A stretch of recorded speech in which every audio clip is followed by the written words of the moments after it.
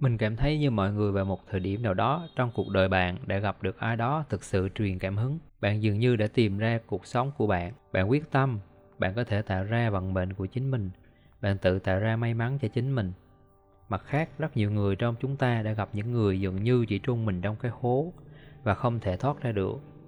Bạn không thể nhận ra những cơ hội trước mắt. Bạn nuôi dưỡng rất nhiều tiêu cực đối với cuộc sống vì dường như bạn luôn bị mắc kẹt, bất lực trước những thế lực tiêu cực bên ngoài dường như vô tận. Về mình cảm thấy như rất nhiều người nói về hai loại người này, cố gắng chắt lọc một niềm tin hoặc khái niệm duy nhất ngăn cách hai người họ. Và nếu bạn chấp nhận niềm tin này thì bạn sẽ giống như một người thành công chứ không phải một người không thành công. Nhưng mình cảm thấy làm như vậy là hơi ngu ngốc. Vì cuộc sống mỗi người rất khác nhau, mỗi người có sự giáo dục khác nhau, mỗi người có những niềm tin thấm nhuần khác nhau về thế giới, về tôn giáo hay bất cứ điều gì. Thật khó chỉ để nói rằng một niềm tin duy nhất sẽ thay đổi cuộc sống của ai đó tốt hơn mãi mãi và họ sẽ không bao giờ khó khăn nữa. Nhưng mình đã nhận thấy rằng một đặc điểm mà những người thành công dường như chia sẻ thường xuyên hơn những người không thành công.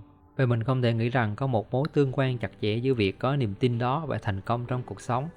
Và đó là những người thành công thường có một điểm kiểm soát bên trong và những người kém thành công hơn có xu hướng kiểm soát bên ngoài. Vậy, điểm kiểm soát tâm lý là gì? Điểm kiểm soát là mức độ mà mọi người tin rằng bạn trái ngược với các lực lượng bên ngoài, có quyền kiểm soát kết quả của các sự kiện trong cuộc sống của bạn. Vì vậy, bạn xem điều này ngay bây giờ hoặc có một tiêu điểm kiểm soát bên ngoài, hoặc có một tiêu điểm kiểm soát bên trong. Không thể nói là điểm kiểm soát nội tại hay ngoại tại là tốt hay xấu. Điểm kiểm soát nội tại thường được sử dụng đồng nghĩa với thuật ngữ tự quyết và năng lực tự chủ cá nhân.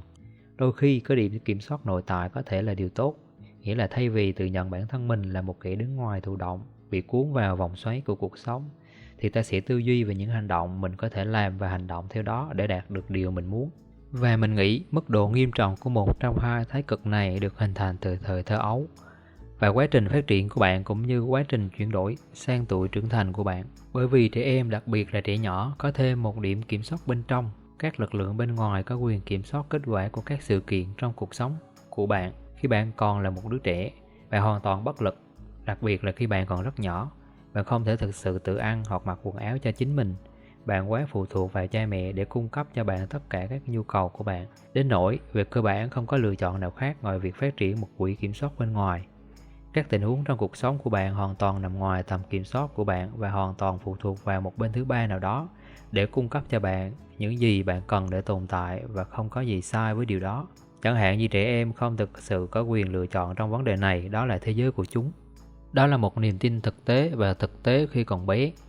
Nhưng hy vọng rằng bạn đã có một bậc cha mẹ hoặc một nhà lãnh đạo khi bạn lớn lên, người đã dạy cho bạn sợi dây, cách dọn dẹp, cách kiếm tiền, cách tự bảo vệ mình trong thế giới. Hy vọng rằng khi bạn trưởng thành, bạn vẫn muốn cha mẹ ở bên, nhưng bạn không còn họ ở bên. Nếu họ chết, bạn sẽ không sao cả. Giống như bạn có thể bảo vệ mình, bạn có thể tìm ra mọi thứ. Nhưng thật không may cho nhiều người trong chúng ta mang theo rất nhiều sự bất lực của thời thơ ấu khi trưởng thành. Chúng ta không bao giờ lay chuyển ý tưởng rằng chúng ta còn được cung cấp bằng cách nào đó. Chúng ta vẫn phụ thuộc vào một số loại hệ thống bên ngoài để cung cấp cho chúng ta những nguyên liệu cần thiết để tồn tại và phát triển. Và rất nhiều thời gian, điều này thực sự khó phát hiện. Từ quan điểm nghề nghiệp, đôi khi điều này có thể giống như bạn không hài lòng với công việc mà bạn đang làm rất chăm chỉ nhưng được trả quá ít. Vì vậy bạn đổ lỗi cho ông chủ hoặc nhà cung cấp của bạn về cuộc đấu tranh bên ngoài, và bạn đổ lỗi cho họ về những vấn đề trong cuộc sống của bạn. Cuộc sống của bạn thật tồi tệ vì ông chủ của bạn không thấy bạn đáng giá bao nhiêu và ông ấy không trả đủ tiền cho bạn. Hoặc bạn có thể nhìn vào chính phủ và nói rằng chính phủ không giảm thuế thích hợp cho bạn mà bạn cần trong tầng lớp xã hội của mình, và điều đó thực sự gây khó khăn cho bạn. Và điều khó khăn là trong phần lớn thời gian, đây là những lời phàn nàn hợp lệ có một số logic nhất định đối với họ, nhưng mặc định không nên đổ lỗi hết và đổ hết trách nhiệm thay đổi kết quả cuộc đời mình cho những thế lực bên ngoài này. Nếu không, chúng ta sẽ bị chúng giam cầm cả đời. Mặc định của chúng ta là xem xét các quân bài mà chúng ta được đưa và hoàn toàn chịu trách nhiệm về cách chúng ta chơi các quân bài đó.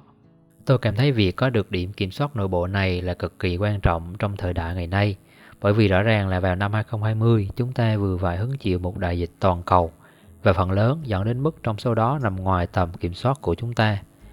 Tôi biết đối với cá nhân tôi, đó là để phát triển cảm giác bất lực, gần như sự bất lực như trẻ thơ đó, là bắt đầu nảy nở, và tôi cảm thấy như mình phải tạm dừng toàn bộ cuộc sống của mình, tạm dừng mọi thói quen của mình cho đến khi toàn bộ đại dịch này qua đi. Đôi khi giữa chừng tôi nhận ra rằng tôi có thể làm việc trong hệ thống này. Có những điều mà tôi có thể làm để cải thiện mình bất chấp tình hình tồi tệ, và trách nhiệm duy nhất của tôi là tìm ra cách phát triển trong môi trường mà tôi được đặt vào. Không ai có trách nhiệm trở thành màn đêm và bộ áo giáp sáng ngời của bạn và chiến đấu với những con rồng trong cuộc đời bạn. Đó chỉ là trách nhiệm của bạn, nhưng hy vọng sẽ tiếp thêm sức mạnh cho bạn. Một khi bạn bắt đầu áp dụng nhiều hơn một điểm kiểm soát bên trong, bạn sẽ bắt đầu cảm thấy cuộc sống ít xảy ra với bạn hơn, nhưng sẽ bắt đầu cảm thấy giống như cuộc sống đang xảy ra với bạn hơn. Và đó là một niềm tin rất mạnh mẽ để có.